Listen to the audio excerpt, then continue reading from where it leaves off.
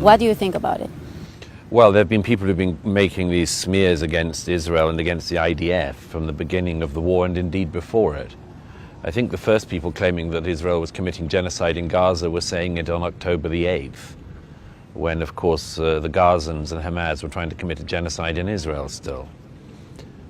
They've been making these smears and allegations against this country for years, decades indeed now. I do think it's very important that people realize that this has to be cut off at the root. You know, some people think, oh, we can pass this blame onto this person, or we can pass this allegation onto that person, or sell this person down the river. No, all of these allegations, they hit at the core, the roots of Israel. They are intended simply to delegitimize the country we're sitting in. They want to claim that this country commits genocide when it does not. They want to claim that it's doing ethnic cleansing when it's doing anything but. They want to claim this is an apartheid state when it's anything but. But these allegations, they have to be cut off at the root.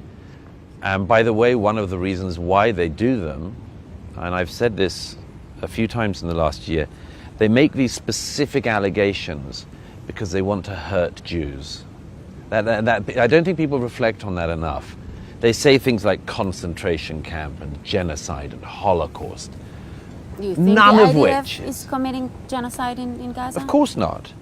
Of course not. I mean, this is these libels against the IDF and against the state of Israel. And they just libel after libel. And you know, there's this phrase I've tried to make a bit more well known in the last year, Vasily Grossman, the great Soviet Jewish writer of the 20th century. He said once, he said about anti-Semitism, he says, tell me what you accuse the Jews of, and I'll tell you what you're guilty of. Wow. Now, the people claiming that Israel is committing genocide are people who want to commit genocide. The Iranians, the revolutionary Islamic government in Tehran and all of its proxies, they accuse Israel of colonialism. It is the mullahs who are colonialists as we speak. They've been colonizing for decades. They've colonized Iraq, they've colonized Lebanon, they've colonized Yemen, they've colonized Syria. They dare to accuse Israel of colonialism. Every time this rule of Vasily Grossman's holds, what they accuse Israel of, they are guilty of. When Hamas say Israel is committing genocide, it's because Hamas wants to commit genocide. This is a cast iron rule. Do you think there is a safe place for Jews? Well, the great thing that I think we're reminded of in places like where we are here is that we got a glimpse on the 7th of what would happen again to the Jewish people, but for one thing, which is the IDF. The abilities of Jews to defend themselves. In the Second World War, Jews didn't have the ability to defend themselves. In 15th century Spain, Jews didn't have the ability to defend themselves. Here in Israel, Jews have the ability to defend themselves, and they do. And I've been with the IDF in Gaza, and Judea and Samaria, in Lebanon, and mistakes, terrible mistakes were made on October the 7th. But every hour of every day since, the brave young men and women of this country, and some a little older than young as well, as with a friend yesterday back in reserves in his 50s. But these brave men and women are fighting every day to defend the Jewish state, the Jewish people. And all the smears and all of the rest of the libels, that means nothing compared to that. And I at any rate think that for all the problems that Israel faces, all the problems that occur here and will always occur, and all the arguments and internal debate, at least here you can defend yourselves. And it's not clear to me how much of the rest of the West wants to do that for themselves. And it's what Prime Minister Netanyahu said at the United Nations the other week in New York, and I was there in the audience. And as he said, there are these two options for the Middle East, the blessing and the curse. It's eminently possible now to see what a blessed Middle East will look like. We have the Abraham Accords, countries could be added to it. We could have normalization, de-radicalization of populations like that in Gaza. All of these things are possible. But then there's the curse. And the origin of the curse is obviously Tehran. And we'll see. But it's a very straightforward choice that, and for the sake of this country and the wider region, as well as for the citizens of Iran, I hope that something can be done. Do you think his election will affect the balance of power in the Middle East and Islamization in the West? I think so. Islamization in the West is a harder thing to predict. It's a harder thing to deal with. This region, yes. Trump has his own forms of diplomacy, which are, it's very interesting. People often think that foreign policy is a very complicated art. And in some ways it is, but in some ways it isn't. And one of the things that Trump knows is that in foreign policy terms, your friends should know that they're your friends, your allies should know they're your allies, and your enemies should really know they're your enemies.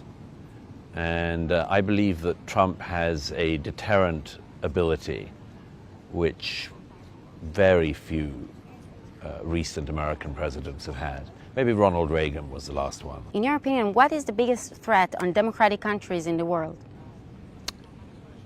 I would say that it's in part the radicalization of young people into vicious belief systems and lies. I think of people like the idiot students in America who've been brought up to I've just finished a new book. It comes out in April. It's called On Democracies and Death Cults. Wow, this was my next question. And that's something I've thought about a lot. How come we're in this situation? It's like what I said about people not being able to identify the Nazis today. And I tell you, by the way, very quickly where it comes from. It comes from a taught self-loathing. It's a taught self-loathing. One of the things I love about Israel is, in spite of all the internal debates, much of which I hear over Friday night dinners and other dinners, fundamentally, Israelis believe in the state of Israel. And I remember some years ago, shortly before his death, Henry Kissinger and I were talking, and I just came across it in one of my notebooks the other day, a note I made to myself that Henry said, you were talking about America and American education. He said, it's not clear to me that a country that hates its past has any future. And I think that's absolutely right. And I want to turn that around. And it's one of my self-appointed tasks to try to help do so. I want the West to be proud of itself. I want people to realize when they're growing up in countries like America and Britain that we have been great forces for good in the world. We've done bad things, but everybody does. But on balance, we're a force for good. The Western democracies, the free world, are a force for good. And if we can get that back, that sense, it's not just pride, it's just common sense, then everything could turn around. I have to ask you, are you considering going into politics? In which country? Ours, hopefully. Hopefully in Israel. I think I'd have to find a very corrupt rabbi to find someone in my distant family. I'm afraid I have not located any Jewish ancestry, and so. No, I do recognize that Israeli politics is a contact sport, rather like driving in this country. So best to stay out of it. I watched you and Ben Shapiro at the Chirut event. Oh, you were there? I was literally crying. I was speechless. That was such a lovely evening. Yeah, for long minutes, people stood and applauded you and Ben and didn't let you speak.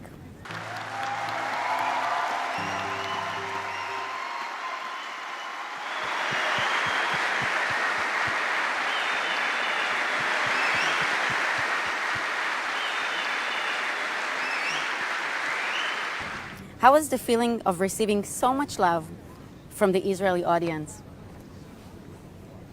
Well, look, I'm crying. Yeah, you're going to make me cry.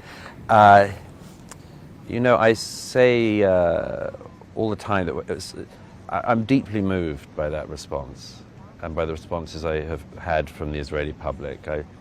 I feel like many Israelis have taken me to their heart and I've taken them to mine.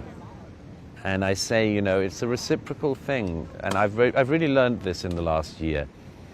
sometimes, you know, in Gaza or Lebanon or anywhere else, sometimes soldiers say to me, "You give us encouragement," and I'm so proud to hear that. But I say to them always, and it's absolute truth, I say, "But you don't understand. You give me encouragement. It's a two-way street." You know, and I just feel that there's something great that can be done about that by all of us. You know, I was doing an event in Jerusalem again the other night, and I met these parents two sets of parents whose sons have died in the last year, one on the 7th in battle, one since in Gaza. And when somebody said something nice about me on stage, and I said, you know, I appreciate this, but I also feel frankly ridiculous, because there are people, everybody in this country has made a sacrifice, a real sacrifice. I just use words. I just say what I think and write what I think. But I look around this country and I see millions of people, many of whom have given the ultimate sacrifice. And that's what gives me encouragement. That's what fills me with admiration. So I feel if I get applause or a standing ovation, I want to hand it back to the audience. It's there. It's them that deserves it. It you really deserve it is also. them. But you are also deserve it. This is your tool. You are our voice in the world, and this is You have much many important. voices. You have many You voices. are one of them, Well, and thank you. It's my honor to be one of them. So you have a solo performance this week as part of your world tour that you're doing. Do you have a small teaser for us? Sure, I've been, it's at the Bronfman Theatre at the Tel Aviv Culture Center on December the 4th. There was a 9 o'clock show that sold out, but there are tickets still for the 6 p.m. show. It's an adaptation of what I've been doing. I've been doing in America and elsewhere. I've been showing original footage from my period in the aftermath of the 7th and educating audiences about what happened here.